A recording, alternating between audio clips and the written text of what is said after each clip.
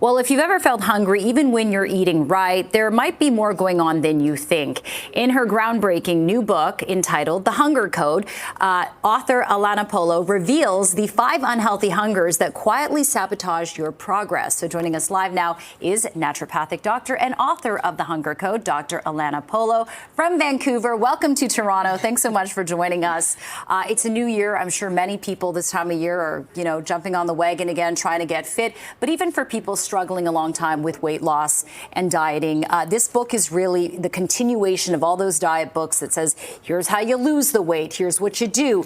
You essentially wrote a blueprint for recognizing the different types of hunger and how we should navigate that to get us more aligned with our goals. So let's start, Alana, by talking about what is healthy hunger. So healthy hunger is the hunger that I want you all to come back to. So when we're dealing with weight loss, a lot of us are not eating because we're truly hungry. So knowing the signs of true hunger, low energy, stomach growling, dizzy, weak, or lightheaded, those are all signs that it's time to eat. But in the book, we talk about the other reasons that we might drive to eat as opposed to healthy hunger. Mm-hmm. And of course, you've identified, which we're going to go through in this segment, what are the other types of hunger. Some of them can be unhealthy. But what is head hunger? Because I understand that is like when you're kind of a scheduled eater, correct? That's right, exactly. So the book is broken down, healthy hunger and then 5 unhealthy hungers. And the first one is head hunger. So head hunger is the scheduled eater. It's the rule follower, the person who thinks it's time to eat because the clock says it's time to eat, as opposed to their body clock. Right. So basically, this is when I usually eat. This is when I have my coffee and I need to have a muffin with it. It's kind of just like automatic. That's right. You're a robot, you're following that. And then heart hunger. This is something I struggled with. This is the emotional eater. You're eating because, I don't know, you're sad, you're depressed, or you've made an addiction to food. Exactly. I suffered with anorexia, bulimia when I was a young girl, and it becomes this unhealthy focus and relationship with food, right? Absolutely. Heart hunger is actually the most common, so it's not surprising that you struggled with it. A lot of people do. It's emotional eating, it's stress eating. It's that unhealthy relationship with food as an outlet or a coping mechanism. So we really want to focus on other things that are more productive in terms of stress management than food or alcohol. Yeah. And another one I want to cover is habit hunger. And this is something that we all did during the holidays. It's that associative eating. You get together, it's Christmas dinner, you're going to eat the turkey, the mashed potatoes are there, so you got to have that with the gravy and the cranberry sauce. And this is just things you do out of habit, not necessarily listening to your body's cues, correct? You banged it out. Exactly, right? It's associative eating. It's habitual eating, holidays or watching TV or working at the desk and snacking. Things that, are on autopilot.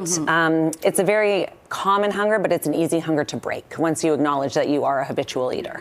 So what out of all these ones that we've covered so far are kind of the most difficult to tackle, you think? I think that they're all equally difficult, but once you have awareness, they become very easy, right? I think that, like you said, habit hunger and heart hunger are the most common, but if you have heart hunger, it's really hard to break that association where food has become, the place to soothe or cope or celebrate. We celebrate with food, we soothe with food, right? So heart hunger is the most difficult. But once you are aware of it, it's so easy to see that. Yeah, and for someone who's been yo-yo dieting their whole life, I mean, we've had like the Atkins, South Beach diet, now, we have GLP-1s. We have all these ways to get ourselves to that place we want to be, but it's that sustaining that, right? Sustaining that healthy weight loss, that is really difficult.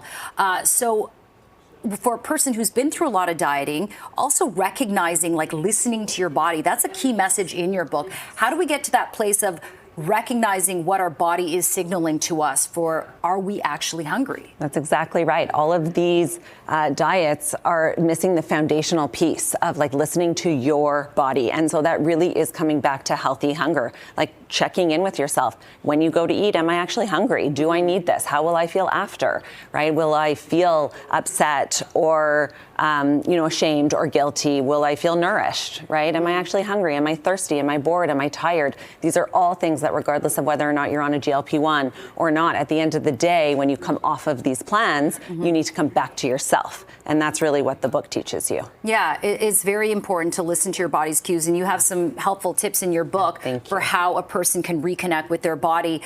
So, Alana, there has been a recent study, I think it was just published today, saying that people that are on these new weight loss medications, not cheap, by the way, Ozempic, Wegovy, Mounjaro, that once they come off of them, the study says that people will gain the weight back 4 times as fast than if they had just done a regular diet and exercise. And I know you address this in your book because obesity is a huge problem, and these have been really life-saving and life-changing for people with obesity.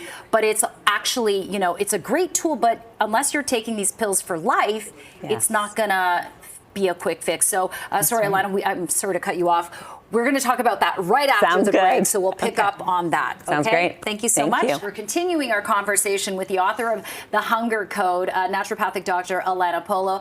Alana, let's pick up where we picked off. We're talking about GLP-1, but that ties into hormone hunger, which is another type of hunger that you've identified in your book that can really kind of inhibit people's diet or eating habits. That's right. So hormone hunger is more physiological hormonal imbalances like, you know, insulin concerns or thyroid, hypothyroid concerns, or perimenopause, menopause, midlife weight gain. So hormone hunger really dives into the hormonal pieces of our system that can impact weight gain or weight loss. And in some cases, when you're dealing with hormone hunger, such as with a thyroid disorder, if you're hypothyroid, that can make someone gain weight despite how little they eat. And then with hyperthyroidism, it can also make you more voracious in your appetite. So when it comes to hormone hunger, do you recommend people go see a doctor if they suspect that? Exactly, right? I think that we are bombarded with so much information online and we're very confused about what to try and where to turn, right? And so when we address hormone hunger in the book, it's really breaking down, like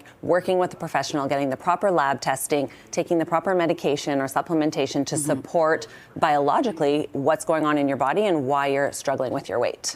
So speaking of struggling with weight, it seems like the magic diet pill these days in Hollywood is Ozempic and these kind of GLP-1 drugs that really allow people to lose weight quite effectively and quickly because it quiets the food noise.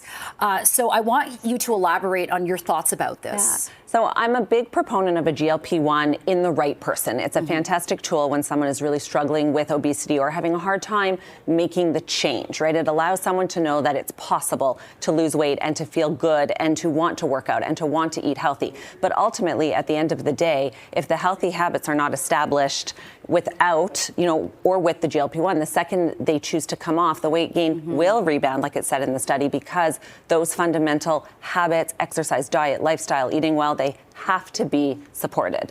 So, you know, taking a GLP-1 is absolutely necessary for some people, but so are these fundamentals that we teach in the book. I really think that they go hand in hand. Yeah, these life skills that you're equipping yourself with so that you're prepared to deal with it when you no longer want to take the drug or come off of it. Otherwise, if you want to keep the same results, you got to stay on it for life, essentially, right? Absolutely, yeah. And as you said, it's expensive.